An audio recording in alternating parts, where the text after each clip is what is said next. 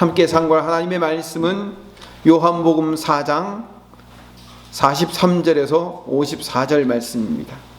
이틀이 지남에 예수께서 거기를 떠나 갈릴리로 가시며 친히 증언하시기를 선지자가 고향에서는 높임을 받지 못한다 하시고 갈릴리에 이르심에 갈릴리인들이 그를 영접하니 이는 자기들도 명절에 갔다가 예수께서 명절 중 예루살렘에서 하신 모든 일을 보았음이더라. 예수께서 다시 갈릴리 가나에 이르시니 전에 물로 포도주를 만드신 곳이라. 왕의 신하가 있어 그의 아들을 가버나움에서 병들었더니 그가 예수께서 이대로부터 갈릴리로 오셨다는 것을 듣고 가서 청하되 내려오셔서 내 아들의 병을 고쳐주소서 하니 그가 거의 죽게 되었음이라. 예수께서 이르시되 너희는 표적과 기사를 보지 못하면 도무지 믿지 아니하리라. 신하가 주여 내 아이가 죽기 전에 내려오소서. 예수께서 이르시되 하라 내 아들이 살아있다 하시니 그 사람이 예수께서 하신 말씀을 믿고 가더니 내려가는 길에서 그 종들이 오다가 만나서 아이가 살아있다 하거늘 그 낫기 시작한 때를 물은즉 어제 7시에 열기가 떨어졌나이다 하는지라. 그의 아버지가 예수께서 내 아들이 살아있다 말씀하신 그때인 줄 알고 자기와 그 온 집안이 다 믿으니라. 이것은 예수께서 갈릴리로 오신 후에 행하신 두 번째 표적이니라. 아멘. 오늘 보면 이 왕의 신하의 아들을 고치는 사건 바로 앞에가 바로 사마리아 여인이 구원받는 사건입니다. 지난주에 이야기했죠. 이 사마리아 여인을 통하여서 사마리아 사람들 전체가 다 구원받아요. 그리고 예수님을 세상의 구주로 믿게 되는 거예요. 사마리아 사람들이 구원받은 일에는요, 예수님이 거기서 기적을 행하거나 어떤 표적을 일으켰기 때문에 그들이 예수님을 세상의 구주로 믿은 게 아니에요. 예수님의 말씀만 듣고 믿었습니다. 4장 41절에서 42절 말씀을 읽어볼까요? 오늘 우리가 읽을 말씀 바로 앞에 말씀입니다. 예수의 말씀으로 말미암아 믿는 자가 더욱 많아 그 여자에게 말하되 이제 우리가 믿는 것은 내 말로 인함이 아니니 이는 우리가 친히 듣고 그가 참으로 세상의 구주인 줄 알미라 하였더라. 41절에 보면 예수의 말씀으로 말미암아 믿는 자가 더욱 많았다고 했어요. 예수님의 말씀을 듣고 믿은 거예요. 제가 표현을 잘못했어요. 예수님의 말씀만으로 라고 하는데 여러분 예수님의 말씀으로 믿게 되는 거죠. 기적을 보여줘서 믿는 게 아니라 말씀으로 믿게 되는 거죠. 이 사건이 오늘 사건과 연결이 되는 겁니다. 표적과 기사로 믿음을 갖는 게 아니라 예수님의 말씀을 믿는 거예요. 그게 오늘 사건의 결론이에요. 표적과 기사로 믿음을 갖는 거는요, 오래가지 못해요. 진짜가 아니에요. 뭐가 진짜냐? 예수님을 믿고 예수님의 말씀을 믿는 것이 진짜인 거예요. 오늘 사건은 43절에 이틀이 지나고 예수님께서 거기를 떠나, 여기서 거기는 사마리아죠. 사마리아를 떠나서 갈릴리로 돌아오셨어요. 그리고 이제 44절에 이렇게 이야기하고 당신의 사역을 시작합니다. 44절 볼까요? 친히 증언하시기를 선지자가 고향에서는 높임을 받지 못한다 하시고, 이렇게 당신이 말씀하고 이 사건을 시작하시는 거예요. 선지자가 고향에서 환영 못 받는 것은 성경에 여러 번 등장합니다. 그런데 당신이 선지자가 고향에서 환영 못 받는다고 분명히 이야기해놓고 45절에는요 전혀 다른 반응이 나옵니다. 45절을 같이 읽어볼까요? 갈릴리에 이르심에 갈릴리인들이 그를 영접하니 이는 자기들도 명절에 갔다가 예수께서 명절 중 예루살렘에서 하신 모든 일을 보았음이더라. 선지자는 고향에서 영접 못 받는다, 선지자는 고향에서 환영 못 받는다라고 얘기했는데 45절을 보니까 갈릴리인들이 예수님을 환영해요. 예수님을 영접하는 거예요. 어라, 이건 무슨 일이에요? 분명히 고향에서 높임받지 못한다고, 고향에서는 환영 못 받는다고 했는데 갈릴리인들은 예수님을 환영하네요. 고향에서는 대접 못 받아야 되는데 왜 환영을 받을까요?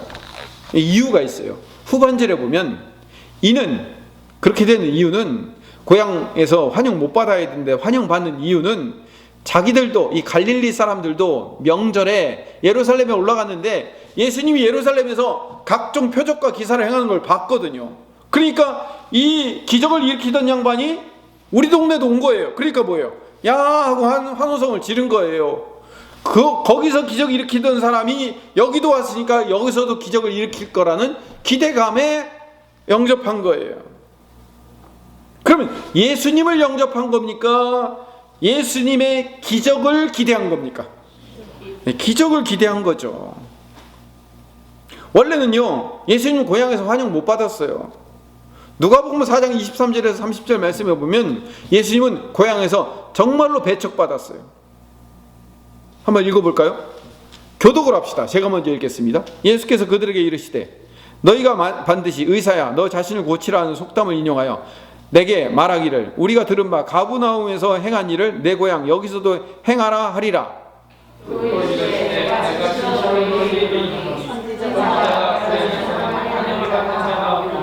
분명히 환영 못 받는다고 여기서도 얘기하고 있어요. 내가 참으로 너희에게 이르노니 엘리야 시대에 하늘이 3년 6개월 동안 닫혀 온 땅에 큰 흉년이 들었을 때 이스라엘에 많은 과부가 있었으되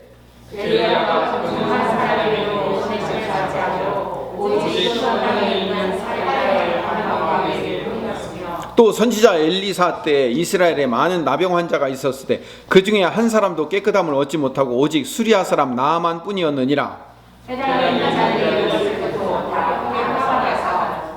일어나 동네 밖으로 쫓아내어 그 동네가 건설된 산 낭떠러지까지 끌고 가서 밀쳐 떨어뜨리고자 하되 예수께서 그들 가운데로 지나서 가시니라. 고향 나사렛 사람들은요 예수님을 낭떠러지에 밀어서 떨어뜨려 죽이려고 그랬어요. 자기 고향 사람인데 이렇게 예수님은 대접받지 못하고 환영받지 못하는 거예요. 나중에 예수님의 형제들과 예수님의 어머니까지도 뭐라고 해요? 예수님 보고 미쳤다고 얘기해요. 예수님 보고 미쳤다고 합니다 라고 얘기해요. 그런데 왜 요한복음 오늘 본문에서는 이 갈릴리 사람들이 예수님을 영접하고 환영했을까? 아까도 말씀드렸죠? 기적을 봤기 때문에 예루살렘에서 그 기적을 봤으니 여기서도 그런 기적을 일으키지 않을까라는 기대감 때문에 환영한 거예요. 오병이어의 기적을 예수님이 일으키니까요. 이제 요한복음 다음에 또 나옵니다. 예수님을 붙잡아서 억지로 임금 삼으려는 줄 아시고 산으로 도망가신 거예요. 오병이어의 기적을 일으키는 예수님을 잡아다가 이 성경 표현이에요. 붙잡아서 억지로 임금 삼으려고. 억지로 붙잡아서 그 사람을 왕으로 세우면, 그 놀라운 기적을 일으키는 분을 왕으로 세우면 우리가 배부르고 등 땄을 거니까, 그런 마음으로 예수님을 왕 삼으려는 줄 아시고 산으로 도피하신 거예요. 요한복음 2장 23절에 보면 예루살렘에서 예수님의 기적을 보고 사람들이 믿었어요. 같이 읽읍시다.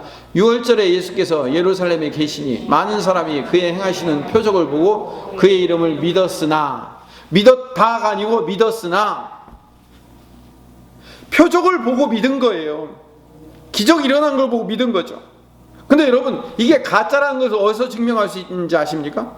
그렇게 표적을 보고 믿은 그 사람들이 나중에 뒤돌아서서 어떻게 하는지 아십니까? 예수님의 십자가에 못 박으라고 외쳤던 사람이 그 사람이에요. 저는 다른 사람들이 아니라고요.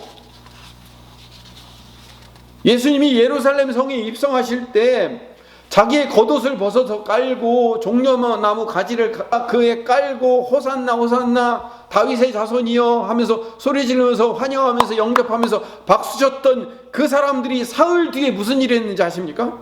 예수님을 십자가에 못 박으라고 소리 지른 거예요. 사흘 전에는 자기의 겉옷을 벗고 종려나무 가지를 꺾어서 그렇게 환영했던 사람들이 왜 갑자기 돌변해요? 보세요. 그동안은 그 기적과 이적을 행하면서 오니까 예루살렘 성에 입성하면서 저 양반이 이제 예루살렘 성에 들어가면 어마어마한 기적을 행할 거고 그 기적을 통하여서 우리의 필요를 다 채워줄 거고 그리고 저 로마 병정들을 다 쫓아내고 그렇게 기대를 했는데 예수님이 로마 병정들에게 붙잡혀가지고 온몸이 머리끝부터 발끝까지 채찍에 맞아가지고 만신창이가 돼가지고 몸을 부들부들 떨면서 빌라도 법정에 서 있는 모습을 보고 저런 능력 없는 사람은 필요 없습니다. 갖다가 버리시오. 이 얘기예요. 45절로 다시 돌아가 봅시다. 갈릴리인들이 예수님을 영접했다고 했어요. 그를 영접하니, 여기서 그 영접하다는 단어는 데코마이예요. 이 데코마이라는 단어는 옛날에 올림픽 금메달 따면 어떻게 했어요? 시청 광장부터 남대문으로 해가지고 저 차 타고 카프레이다 했잖아요. 그렇죠? 그러면 거기 꽃 들고 나와서 야 환영했죠. 그렇죠? 그걸 뭐라고 하면 데코마이라고 하는 거예요. 근데 여러분 요한복음 1장 12절에 보면 영접하는 자 곧 그 이름을 믿는 자들에게는 하나님의 자녀가 되는 권세를 주셨으니 했을 때 그 영접하는 자는 데코마이가 아니에요. 그건 람바노라는 단어예요. 전혀 다른 단어예요. 이거는 내 마음 가운데 그분을 받아들이다 라는 말은 람바노예요. 그러니까 갈릴리인들은 지금 데코마이 했어요. 예수님이 기적을 보여주는 그 선지자가 등장하니까 야, 저 양반이 또 뭔가를 우리에게 보여주겠지라는 기대감으로 데코마 영접한 거지, 그분의 이름을 믿고 람바노, 그분을 내 마음의 주인으로 받아들인 게 아니라고요.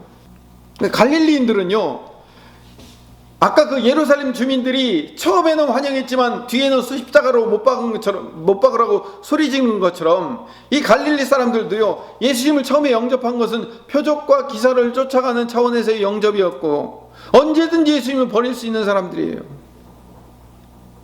제가 자주 얘기하잖아요. 아빠가 퇴근해서 돌아올 때 애들이 아빠다 라고 부를 때 아빠가 온 게 좋아서 소리 지른 게 아니라 아빠 손에 있는 치킨이 좋아서 소리 지른 거나 마찬가지인 거예요. 그래도 감사하세요. 치킨이다 안 해서 다행이라고. 조금 더 크면 치킨이다가 나와요. 16절로 가봅시다. 예수님께서 전에 물로 포도주를 만드셨던 갈릴리 가나로 돌아오셨어요. 그러니까 첫 번째 기적도 갈릴리 가나에서 행했죠. 근데 두 번째 기적인 왕의 신하의 아들을 고치는 사건도 다시 갈릴리 가나에 와서 고치신 거예요. 그러니까 첫 번째 사건과 두 번째 사건의 장소가 뭐예요? 똑같은 장소예요. 왜 이 얘기를 굳이 써놨을까요? 이유가 있어요. 성경은 단 한 단어도 이유가 없이 써놓은 건 없어요. 다 이유가 있는 거예요. 우리 인간이 연약해서 다 찾지 못했을 뿐이지 다 이유가 있어요. 왜 굳이 앞에 여기다 이 얘기를 써놓냐면 갈릴리 가나에서 포도주 만든 사건과 이 두 번째 왕의 신하의 아들이 병들었다가 회복되는 사건은 같은 사건을 반복하고 있다는 것을 보여주기 위해서, 저처럼 이렇게 자세하게 설명 안 하고 이렇게 설명하면서 반복하여 강조한다라는 것을 보여주려고 이렇게 얘기한 거예요. 그래서 이 갈릴리 가나에서 포도주 만든 사건과 왕의 신하의 아들이 고침받는 사건은요, 같은 사건의 반복이기 때문에 비슷하게 구조가 되어 있어요. 갈릴리 가나 혼인잔치 사건을 첫 번째 기적이라고 부르고 왕의 신하의 아들의 치유 사건을 두 번째 기적이라고 부르겠습니다. 그래야 제가 발음하기 쉬우니까. 갈릴리 첫 번째 기적은요, 갈릴리 가나에서 일어났어요. 두 번째 기적도 같은 갈릴리 가나에서 일어났어요. 첫 번째 기적도 사흘째 되던 날 일어났어요. 두 번째 기적도 이틀이 지나서 일어났어요. 여러분, 이틀이 지나면 며칠이에요? 갑자기 나흘이 되진 않죠. 사흘이잖아요. 여러분, 성경에서 사흘이라는 게 굉장히 중요한 의미를 갖고 있어요. 창조의 역사와 관련된, 이건 뭐 나중에 또 자세히 설명을 드리겠습니다. 그리고 세 번째, 가나 혼인잔치는요, 물 떠온 하인들이 제일 먼저 알았어요. 그렇죠? 그 다음에 이 왕의 신하의 아들 치유 사건도 종들이 오다가 이 주인에게 아들이 살아났다는 것을 알려주는 거예요. 네 번째, 이 가나 혼인잔치 첫 번째 기적을 통해서 어떤 결과가 일어나요? 제자들이 그를 믿어요. 예수님을 믿었어요. 두 번째 기적을 통해서 왕의 신하와 그 온 집안이 믿게 된 거예요. 같은 결과를 얻게 됐죠. 뭘 믿었다고요? 예수님을 믿은 거예요. 예수님의 기적을 믿은 게 아니라 예수님을 믿게 된 거예요. 다음 장 넘겨주세요. 가나 혼인잔치 사건은요, 마리아가 먼저 문제 해결을 요구해요. 이 잔치에 지금 포도주가 떨어졌습니다. 잔치의 포도주가 떨어졌다는 것은 우리로 얘기하면 결혼식장 가가지고 결혼식 끝나고 뷔페 가서 밥 먹으려고 그랬는데 뷔페 다 떨어졌다고 그냥 집으로 돌아가라는 거랑 똑같은 얘기예요.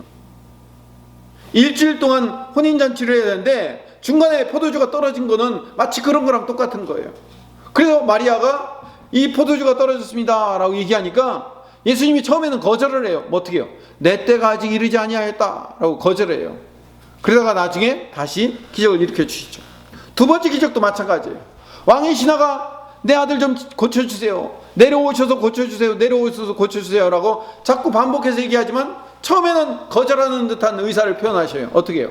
너희는 표적과 기사를 보지 못하면 도무지 못 믿는다 라고 말씀하시는 거예요. 그렇지만 다음에 기적을 일으켜 주셔요. 첫 번째 기적의 의미는, 영적 의미는 예수님의 피, 이 포도주는 예수님의 피를 의미합니다. 예수님의 피로 진정한 혼인잔치가 열린다. 그리고 두 번째 기적의 의미는 예수님의 말씀으로 진정한 치유가 일어난다 라는 것을 보여주는 사건이에요. 자, 이 PPT를 통해서 우리가 발견하는 건 뭐예요? 첫 번째 기적과 두 번째 기적이 서로 다른 사건이지만 같은 이야기를 반복하고 있다는 것을 보여주고 있는 겁니다. 46절로 이제 다시 돌아가 봅시다. 왕의 신하가 등장해요. 왕의 신하가 있어 그의 아들이 가버나움에서 병들었더니, 이 왕의 신하는 어디로 왔냐면 그 다음에 47절로 가보세요. 그가 예수께서 유대로부터 갈릴리로 오셨다는 것을 듣고, 갈릴리 어디로요? 갈릴리 가나라는 곳으로 오셨다는 것을 듣고 가서 청하되, 어디로? 원래는 집이 가버나움에 있었어요. 근데 가버나움에서 가나까지 간 거예요. 거기까지 가서 내 아들을 좀 병을 고쳐달라고, 내 아들을 병 고치러 가버나움까지 내려갑시다 라고 부탁하는 내용이에요. 가버나움에서 가나까지는 한 30km 정도 돼요. 그래서 가버나움에서 가나까지 올라가서 예수님과 함께 내려갔다라고, 올라갔다 내려갔다라는 표현이 있는데, 지형적으로 이 가버나움이 낮고 가나가 높은 곳에 있기 때문에 올라갔다 내려갔다라고 얘기한 건 아니에요. 지형적으로는 가나가 더 낮아요. 왜냐하면 갈릴리 호수 쪽에 있기 때문에. 그럼 왜 내려갔다 올라갔다라고 얘기냐? 항상 유대인들은요, 성전을 중심으로, 성전에서 멀리 떨어지면 떨어질수록 어떻게 하는 거예요? 내려갔다라고 쓰는 거예요. 성전 쪽으로 향하는 걸 뭐라고 얘기해요? 올라갔다라고 얘기하는 거예요. 항상 그 유대의 문화를 알면 이걸 알 수 있는 거예요. 지형적인 게 아니에요. 그 다음에 이제 이 사람은 왕의 신하라고 얘기해요. 왕의 신하의 아들이라고 해서 왕의 신하라고 했는데, 헬라 원어에는요, 신하라는 말은 한 단어도 없어요. 그냥 왕의라는 말만 나와요. 바실리코스라는 말은 왕이라고 하거든요. 왕의, 왕과 관련된 사람 이런 의미예요. 왕과 관련된 이런 얘기. 신하라는 말은 그냥 우리말로 의역한 것 뿐이에요. 왕과 관련된 사람이라는 의미예요. 그러니까 당시 갈릴리를 지배하고 있던 헤롯 안티파스의 친척이거나 왕족인 거예요. 왕족. 또는 아주 왕과 밀접한 관련이 있는 최고위 공직자들한테만 이 바실리코스라는 말을 쓰는 거예요. 그런데 그렇기 때문에 이 사람은 왕족 출신이란 말이에요. 그러니까 왕족 출신이기 때문에 사람을 보내서 예수님을 데려와라 그러면 데려오게 할 수 있는 신분과 지위가 있어요. 근데 그런 신분과 지위를 내버려 둔 채 예수님 계신 가나까지 이 가버나움에서 30km를 걸어 올라간 거예요. 왜 그렇게 걸어 올라갔을까요? 당연하죠. 하나밖에 없는 아들 때문에 그런 거예요. 성경에는 하나밖에 없는 아들이라고 나와 있지 않은데요? 나와 있습니다. 헬라 원어에 보면요, 단수 관사가 붙어 있어요. 단수예요. 그러니까 하나만 의미하는 거예요. 하나밖에 없는. 근데 그가 거의 죽게 되었다라고 성경이 이야기하고 있는 거예요.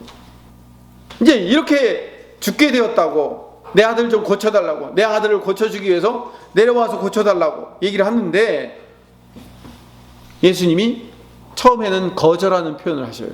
48절을 봅시다. 아까 도표에서도 봤지만 같이 한번 읽어봅시다. 예수께서 이르시되,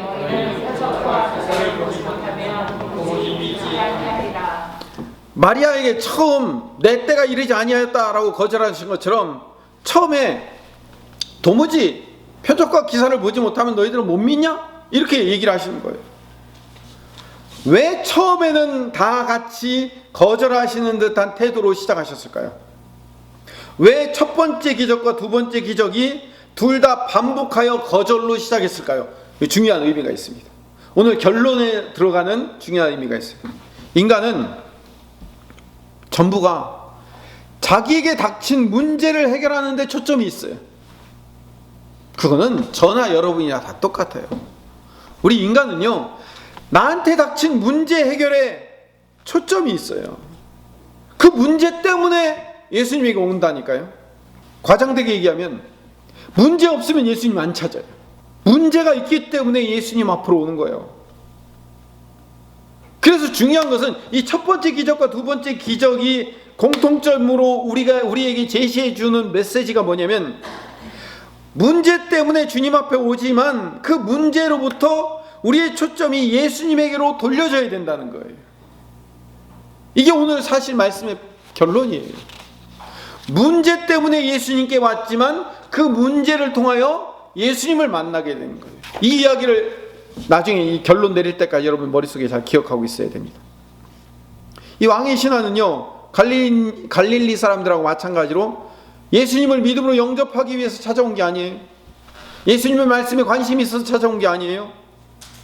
예루살렘에서 표적과 기사를 행한 갈릴리 출신의 어떤 선지자가 능력이 있다는 얘기를 듣고 마지막 지푸라기라도 잡는 심정을 가지고 아들을 살리기 위해서 예수님 찾아간 거예요. 날아가는 새도 떨어뜨린다는 당시 왕족이라는 권력을 포기하고 가버나움에서 가나까지 30km를 걸어갈 수 있었던 것은 아들을 향한 절박함 때문에. 우리도 그렇잖아요. 우리도 문제가 있으면 그 절박함을 가지고 주님 찾아오잖아요. 물론 안 찾는 사람도 있어요. 그런데 대부분요, 문제를 만나면 주님을 찾을 수밖에 없어요. 하나님 좀 어떻게 좀 해주세요. 우리가 예수님 찾는 이유는 처음 찾을 때는 내 힘으로 할 수 없는 절박함이 있기 때문에 그 간절함과 절박함으로 예수님을 찾기 시작한다고요. 이게 예수님을 향한 믿음의 접촉점이라는 거예요. 믿음의 접촉점. 어쩌면요, 하나님이 우리에게 문제를 주시는 이유는 예수님을 만나게 하기 위한 접촉점을 주기 위해서요. 여러분, 앞으로 이제 다음 주부터 이제 우리 다니엘 기도회 시작됩니다. 다니엘 기도회 여러분 이제 벌써 한 3년째 하고 계시지만요, 많은 간증들을 통해서 여러분들 뭘 듣게 돼요? 예수를 믿을 때 어떻게 믿고 들어와요? 자기가 잘 되고 좋은 일 생겼을 때, 아, 이거 다 예수님이 하신 거 모양이다 라고 생각해서 그렇게 해서 예수님께 돌아온 사람들이 몇 명 있어요? 거의 없죠. 대부분은 어떻게 예수님 믿고 돌아와요?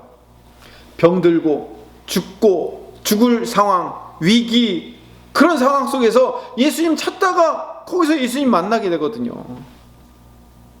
우리 인생이 다 그래요. 접촉점을 만든 거예요. 그리고 왕의 신하는요, 여러분, 왕의 신하, 왕족이에요. 왕족. 이 왕족은요, 하나밖에 없는 아들이 죽을 병 걸리지 않으면 절대로 예수님 찾아올 수 있는 사람이 아니에요. 니고데모처럼 막 학식이 뛰어나고 막 어떤 그 영적인 지식이 있기 때문에 예수님을 궁금해서 찾아가고 영생에 대한 관심을 갖고 그럴 존재가 아니란 말이에요. 그러니까 사마리아 여인과 똑같아요. 여러분, 사마리아 여인이 예수님을 찾을 수 있는 확률 없어요. 그러니까 어떻게 예수님이 사마리아 여인을 찾아가신 거예요. 47절에 봅시다. 47절에 보면 이 왕의 신하가 뭐라고 부탁을 하냐면, 가서 청하되 내려오셔서 내 아들의 병을 고쳐달라고. 내려오셔서 가나에서 가버나움으로 내려와 달라는 거예요. 자기 집으로 가서 좀 안수기도를 하시든지 치유의 물을 뿌려주시든지 뭔가 좀 방법을 달라고 얘기하는 거예요. 근데 49절을 봅시다. 49절에도 같은 이야기를 하고 있어요. 신하가 이르되 주여 내 아이가 죽기 전에 내려오소서. 47절에도 내려오소서. 49절에서도 내려오소서. 왜 같은 단어를 반복해서 얘기하죠? 늘 성경은 반복하면 뭐라고요? 강조하는 거라고 그랬죠. 지금 이 왕의 신하는요, 예수님에게 찾아와서 계속 뭐 하는 거예요? 잘 내 아들 살려달라고, 같이 내려가자고 지금 계속해서 반복해서 얘기를 하고 있는 거예요. 근데 50절에 예수님이 말씀으로 일하시기 시작하셔요. 뭐라고 하냐면 예수께서 이르시되 가라 내 아들이 살아있다 하시니, 가라 내 아들이 살아있다라고 뭐 하신 거예요? 말씀으로 선포하신 거예요. 지난주에도 제가 말씀드렸죠. 말씀으로 선포한다는 것이 얼마나 중요한 일이라는 것을. 예수님은 치유하실 때 물론 예수님이 뭐 침을 뱉어서 뭐 흙을 이겨서 이렇게 눈으로 바르기도 하고, 어떤 사람은 문득병자 같은 경우는 손을 얹기도 하고 여러 가지 방법을 쓰시죠. 그런데 여기서 특별히 말씀으로 한다는 것은 예수님은 말씀하시며 그 말씀으로 일하시는 분이며 예수님은 말씀이신 분이라는 것을 표현하기 위해서 그런 거예요. 그래서 요한복음에는요 1장 1절에 뭐로 시작합니까? 태초에 말씀이 계시니라. 그 말씀이 하나님과 함께 계셨으니 이 말씀은 곧 하나님이에요. 말씀은 하나님인 거예요. 예수님은 지금 말씀이신 하나님이셔서 그 말씀으로 천지를 창조하셨잖아요. 빛이 있으라 라고 말씀을 선포하니까 빛이 생긴 거예요. 여러분, 빛을 과학적으로 뭐 빅뱅에 의해서 어떤 폭발을 일으켜갖고 그건 우리가 과학적으로 설명하려고 하는 거고, 그게 아니라 빛은 말씀으로 선포하시니까 빛이 생긴 거예요. 말씀의 힘인 거예요. 말씀의 위력인 거예요. 이 말씀이신 분이 와가지고 가라 내 아들이 살아있다 라고 선포하니까 말씀의 위력이 선포되자 치유가 시작된 거라고요. 여기서 우리가 알 수 있는 게 뭐라고요? 예수님은 어떤 분이라고요? 말씀이신 하나님이라고.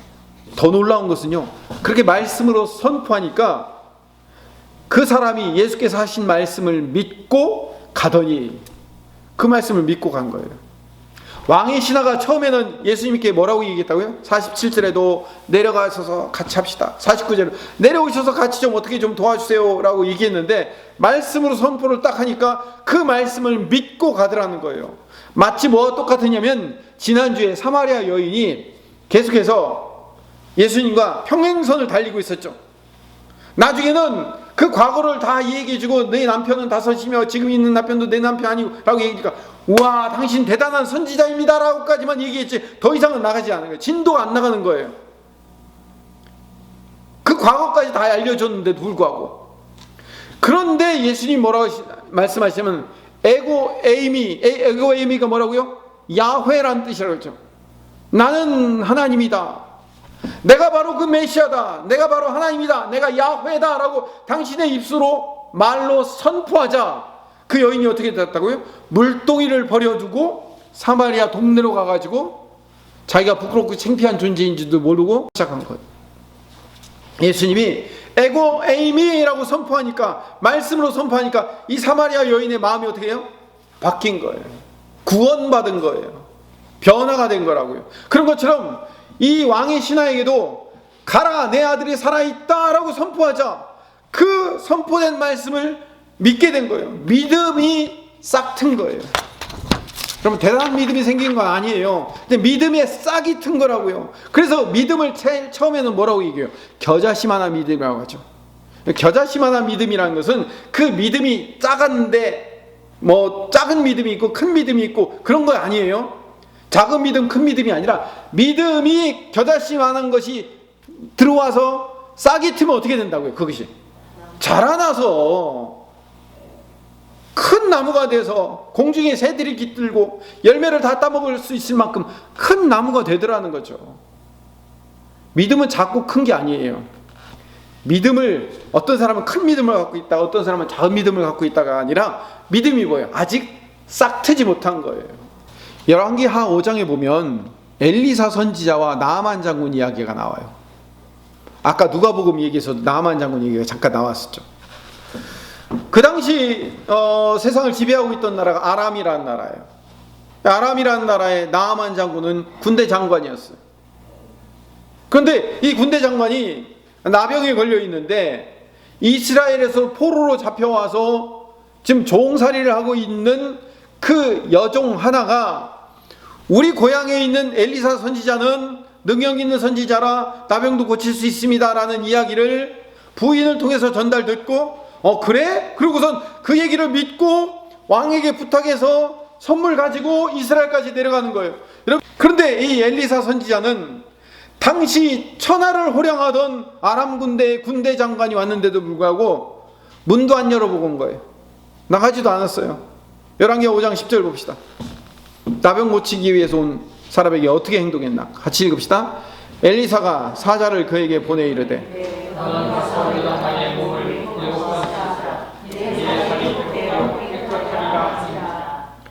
나만 장군은 어떻게 생각했을까요? 쫓아 내려와가지고 버선발로 내려와가지고 아이고 여기까지 오시느라고 수고 많습니다. 저희 누추한 집으로 들어가시지요 하면서 안수기도를 해주고 뭐 신비한 약도 좀 뿌려주고 그렇게 할 줄 기대하고 있었는데 문도 안 열어보고 그것도 종시켜가지고 나가서 저 요단강 물에 7번 씻으라는 거예요. 요단강이 그렇게 깨끗한 강이 아니에요. 흙탕물이에요. 흙탕물. 그 흙탕물에서 7번을 씻으라. 화가 나는 거예요. 어떻게 화나는지 봅시다. 11절 12절 같이 읽어봅시다.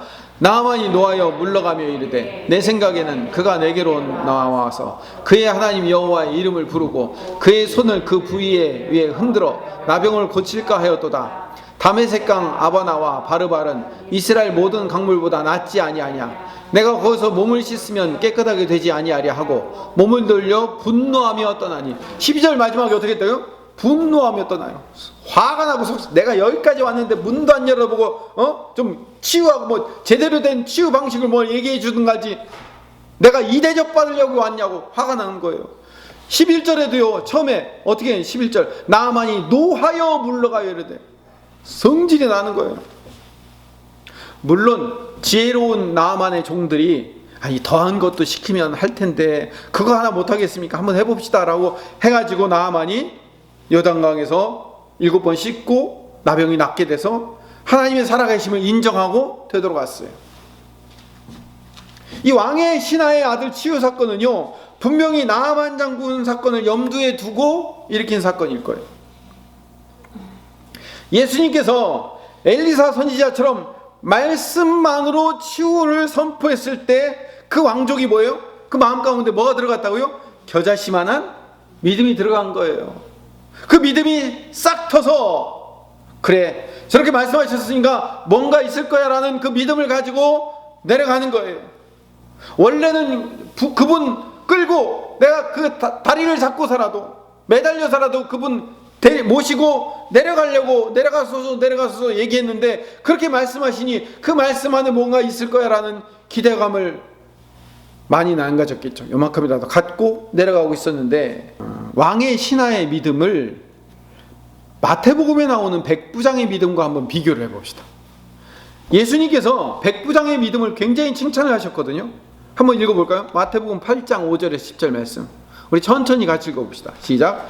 예수께서 가버나움에 들어가시니 한 백부장이 나와 간구하여 이르되 주여 내 하인이 중풍병으로 집에 누워 몹시 괴로워하나이다. 이르되 내가 가서 고쳐주리라. 백부장이 대답하여 이르되 주여 내 집에 들어오심을 나는 감당하지 못하겠사오니 다만 말씀으로만 하옵소서. 그러면 내 하인이 낫겠사옵나이다. 나도 남의 수하에 있는 사람이요 내 아래에도 군사가 있으니 이더러 가라 하면 가고 저더러 오라 하면 오고 내 종더러 이것을 하라 하면 하나이다. 예수께서 들으시고 놀랍게 여겨 따르는 자들에게 이르시되 내가 진실로 너희에게 이르노니 이스라엘 중 아무에게서도 이만한 믿음을 보지 못하였노라. 여기서는 예수님이 어떻게 하신다고요? 내가 가서 고쳐줄게 라고 얘기하니까 아이고 어디 올 필요도 없어요. 그냥 말씀만 해주시면 탄한 거 내가 압니다. 그러니까 예수님이 어떻게 했다고요? 놀랍게 여겨 이르되 이스라엘 중에서 아무도 이만한 믿음을 못 봤다는 거예요. 예수님이 놀랍게 여기면 세상에 이방인이 이런 믿음을 다 갖고 있어? 여러분 이게 뭐예요? 말씀만으로 예수님이 선포하시면 그대로 이루어질 것을 우리는 믿는 믿음인 거예요. 백부장의 수준 같은 그런 믿음은 아니지만 요한복음에 나타난 왕의 신하도 그 작은 겨자씨만한 믿음을 가지고 집으로 가고 있었습니다. 51절에 오늘 보면 4장 51절에 내려가는 길에서 그 종들이 오다가 만나서 아이가 살아있다거늘. 종들이 먼저 나온 거예요. 그래서 그 종들을 만나고 아이가 살아있다는 소식을 듣게 된 거예요. 그래서 52절에 당장 그 낫기 시작한 때를 물은즉 어제 7시에 열기가 떨어졌나이다 하는지라. 근데 그 7시가 언제예요? 예수님을 만난 시간. 예수님이 말씀으로 내 아이가 살아있다라고 선포하는 그 시간을 이라는 사실을 깨닫고 무슨 일이 일어났어요? 그때인 줄 알고 자기와 그 온 집안이 다 믿으니라. 그 믿음이 뭐예요? 싹 터서 드디어 자라나게 된 거예요. 오늘 믿음의 접촉점 이야기를 하고 오늘 말씀을 마무리하도록 하겠습니다. 아까도 말씀드렸지만요, 우리는 어떻게 처음 교회에 나온다고요? 어떻게 처음 예수님을 만나기 시작한다고요?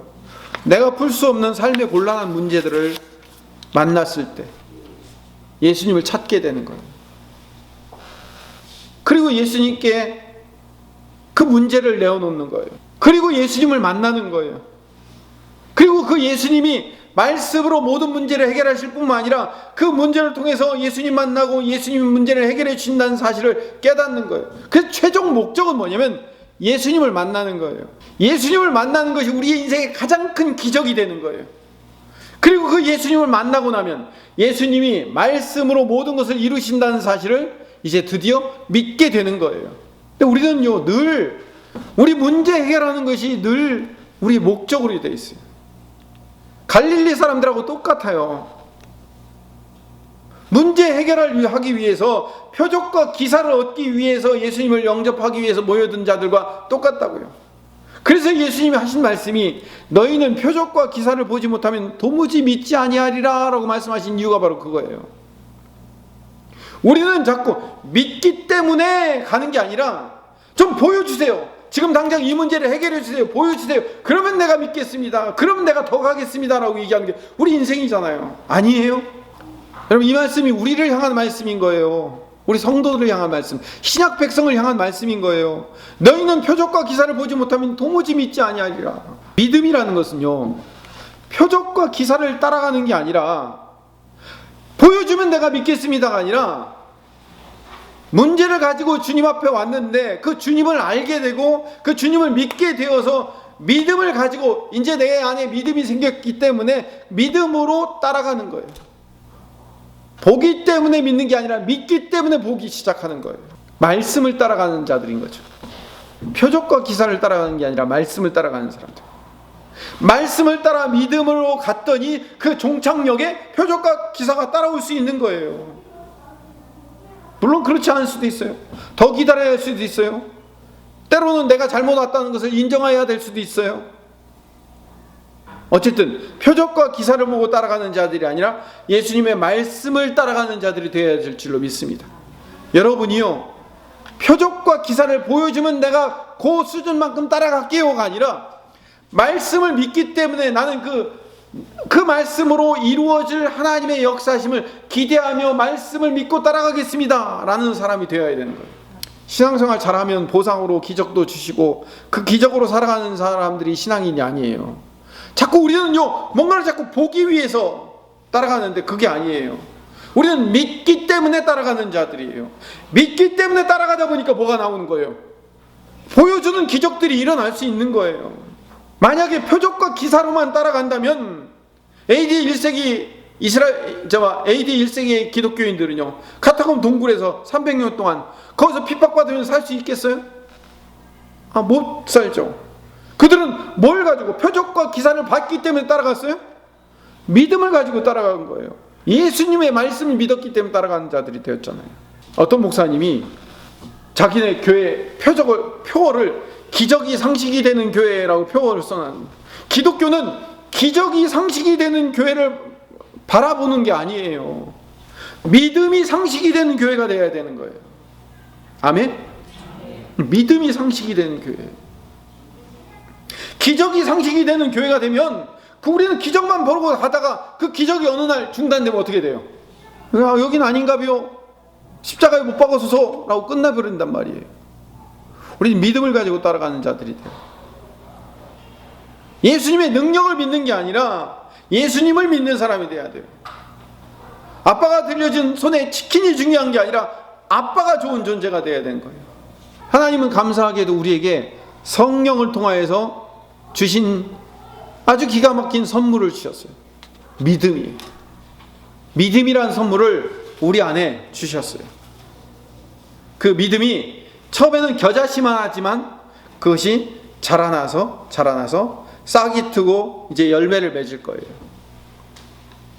그래서 보지 않고도 믿을 수 있는 사람이 되는 거예요. 그래서 우리는 뭘 믿고 가는 거예요? 이 말씀을 믿고 가는 거예요.